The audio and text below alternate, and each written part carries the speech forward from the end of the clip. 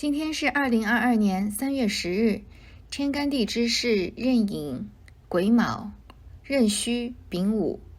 天干壬被癸水隔开，预示着世界格局即将发生变化和升级。从今天开始，或者说今天是这个变化的和升级的起点。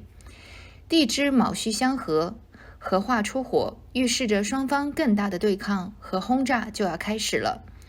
更猛烈的炸弹和更大的火焰将投向乌克兰，更多的东西被燃烧。卯月火当令，合化的火再被助燃，大火从天上燃烧到地面。火的内容除了火本身以外，还有火山、火药、易燃易爆物品和燃烧等，也包括雷电、法律和情报。在现代科技里，火代表各种电子科技、网络、发动机和文件等。火生土，使得生命的种子得以发芽，但是火太旺也会把生命的种子烧毁。所以大火也预示着残酷的战争。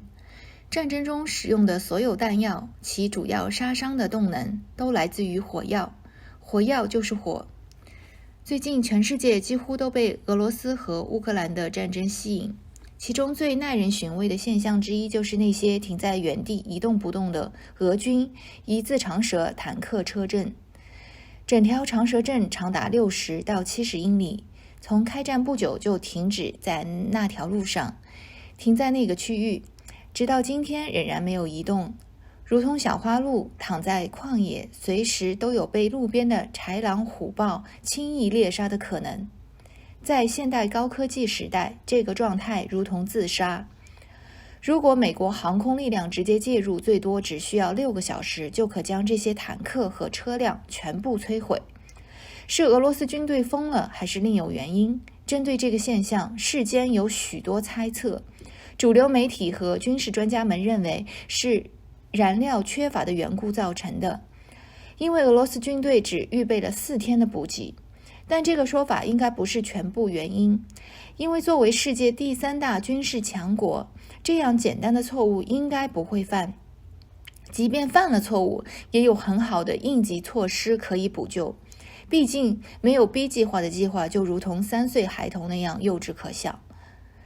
那么到底是什么原因让这些坦克和各式火力大军就这样停顿在众目睽睽的野外马路上任人宰割吗？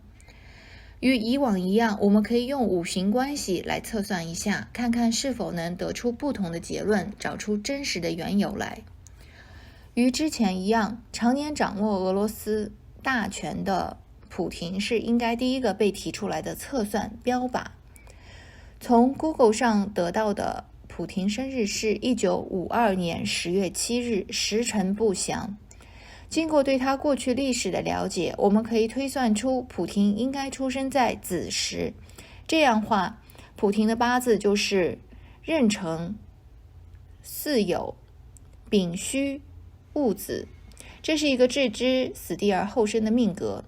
简单的说，这样的命格遇到金、土和水吉利，反之遇火和木就是倒霉，也就是凶。今年的流年是壬寅，水木相生，普廷遇到了凶。今天是3月6日，月令刚刚走到癸卯，水木相生，又是凶。之前的月令是壬寅，依然是水木相生，还是凶。凶并不代表就是祸害，它只是吉凶状态的大概趋势而已。也就是说，从2月的中国年之后到现在，五行对于普廷的命格来说，全部都处于凶相，就是不吉利的状态。他一切的凶都来自火和木。较之一般命格，凶状态的伤害性一般，加之其他因素的调和，这种一般性的伤害有机会得到缓解。但是置死地而后生格却不一样，这种格局通常都很敏感，任何一个不利因素侵入都会产生较大动荡，甚至容易导致事态的吉凶颠倒，两极分化，进入偏激境地。同样，置死地而后生格的人，生活中通常也很敏感，上下左右的变化程度和速度差别巨大。如果再遇到本人是个跳跃性和快速性思维的人，这就会导致周围的人很难与之相处，时间不长就离他而去。如果他是一个平民，无非就是经常社交、经常换朋友而已。但如果他是个君王，就会出现下属因无力跟随又不愿失去职位而选择阿谀奉承的举动。这些错误的举动会导致本来就骄傲异常的置死地而后生革的人更加自满和自信。错误的举动必定产生错误的信息，错误的信息加上过于自满和自信的错误认知，就很容易导致置死地而后生革人做出错误的决定和错误的信念。这些错误的决定一旦遇上不利于自己的五行时刻到来，灾难就会立即产生，导致其毁于一旦。现在我们就明了并可以得到结论了。普廷的一字长蛇阵不动的原因，不仅仅来自于能源，也就是燃料，还来自于各种电子通讯的毁坏与混乱，来自于多项或者专项电子相关器材的毁坏与接触不良，以及燃料的缺乏和电子通讯。电子器材的毁坏和混乱，这些综合因素就使得战车无法有效的行动，甚至发动机都无法启动。除了以上的原因，造成一字长蛇阵不动的原因，还有来自普廷俄罗斯军队对敌情的无法掌握，对战场管理的束手无策，以及对自我任务混乱和不明确的窘态。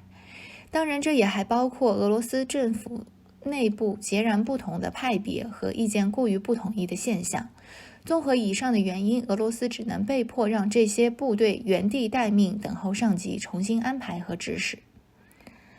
火就是普廷的大忌，也就是说，战争这个行为是普廷的大忌。普廷也许适合做别的行动，但只要他计划打仗，就注定会失败。仗打得越多越激烈，火就越多，普廷的运势就越差，失败的程度也变得越大。只看重目的而过于粗糙和简洁快速的思维方式与计划是无法完成大兵团作战的。任何一个环节的疏失都会导致一系列的失败。普廷的个人条件只适合策划其个人行动和小规模快速偷袭行动，而绝不适合做这样大规模的兵团行动。一字长蛇阵只是战争中的一个现象。